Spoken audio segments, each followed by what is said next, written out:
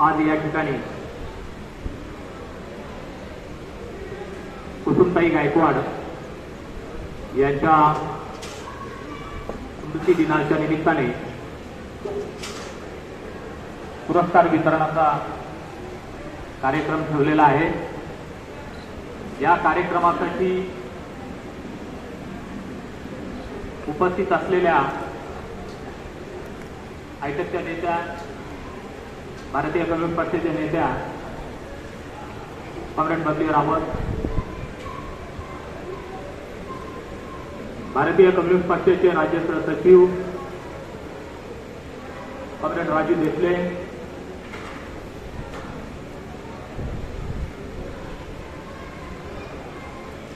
भारतीय कम्युनिस्ट पक्षाच्या नेत्या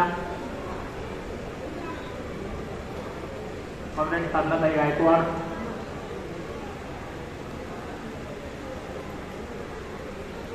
शोषित कष्टकऱ्यांच्या चळवळीचे मार्गदर्शक नेते कॉम्रेड आप्पा परिषद परदेशी, किसान सभेचे नेते कॉम्रेड भास्करराव शिंदे, सर्व सन्माननीय विचारमंच उपस्थित बंधूंना आणि भगिनींनो, आपल्या सगळ्यांना कल्पना आहे, मलाही कल्पना आहे, आपल्या सगळ्यांची जी लढाई आहे ती पोटाची लढाई आहे आणि पलीकडे त्याची व्यवस्थाही सुरू आहे। परंतु औपचारिकता म्हणून मला या कार्यक्रमाचा अध्यक्ष केल्यामुळे अत्यंत कमी वेळामध्ये याचा समारोप करण्याची जबाबदारी माझ्यावर आहे। आता कॉम्रेड साधनाताईंनी जे सांगितलं, कुसुमताईंच्या क्रांतिकारी योगदानाच्या संदर्भामध्ये कॉम्रेड माधवराव गायकवाडांच्या सोबत कम्युनिस्ट पक्षामध्ये भागीदारी करत असताना त्यांनी जे महत्वाचं योगदान दिलं, त्या योगदानाची या ठिकाणी चर्चा झालेली आहे। मी आता बसल्या बसल्या विचार करत होतो, खरं म्हणजे इतिहासामध्ये जर तर होत नाही, परंतु जर आज माधवराव गायकवाड असते तर, आज जर कुसुमताई गायकवाड असत्या तर, असे जर आपण प्रश्न विचारले तर मला असं वाटतं की या मनमाड शहरामध्ये, नांदगाव तालुक्यामध्ये खंडकरी शेतकऱ्यांचा जो संघर्ष सुरू झाला आणि आज जी परिस्थिती दिसते ती परिस्थिती कदाचित राहिली नसती। आता खंडकरी शेतकऱ्यांच्या संदर्भामध्ये कॉम्रेड माधवराव गायकवाडांच्या सोबत ज्यांनी काम केलं त्यांनी त्यांच्या आठवणी सांगितलेल्या आहेत। हा संपूर्ण भाग हा शेतकरी बहुल भाग आहे, परंतु मनमाड हे जे केंद्र आहे, हे केंद्र रेल्वेमुळे कामगार चळवळीचं सुद्धा केंद्र झालेलं आहे।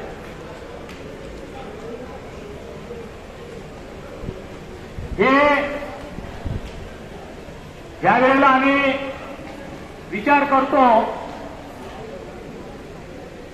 या शहराच्या ऐतिहासिकतेच्या संदर्भामध्ये, त्यावेळेला डॉक्टर बाबासाहेब आंबेडकरांनी मनमाडला कामगारांची जी परिषद घेतली, त्या परिषदेमध्ये डॉक्टर बाबासाहेब आंबेडकरांनी कामगारांसमोर भाषण करताना जे भाषण ऐतिहासिक भाषण झालं, त्या भाषणामध्ये कामगार वर्गासमोर दोन शत्रू आहेत असं सांगितलं।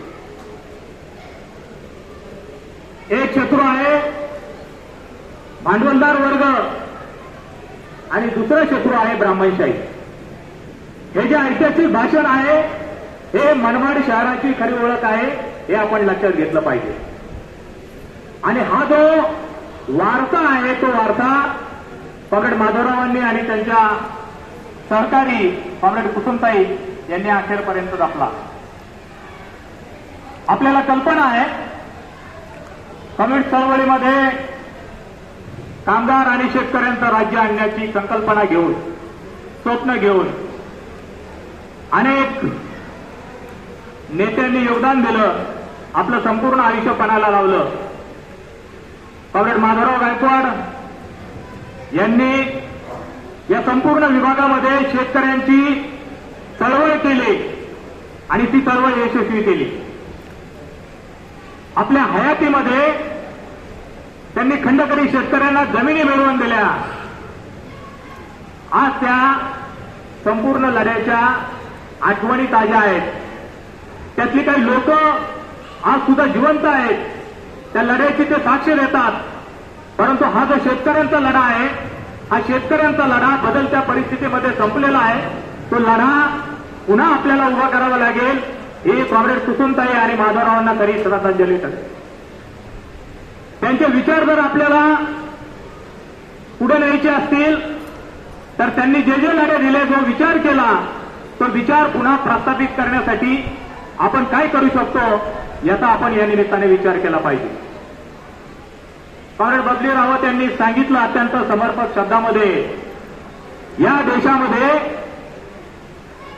2014 पासून लढाई सुरू झालेली आहे. एका बाजूला भारतीय संविधान आणि या देशामध्ये लोकशाही मानणारे लोक, आणि दुसऱ्या बाजूला या देशामध्ये हुकुमशाही आणत पाहणारे आणि मनुस्मृतीचा धार्मिक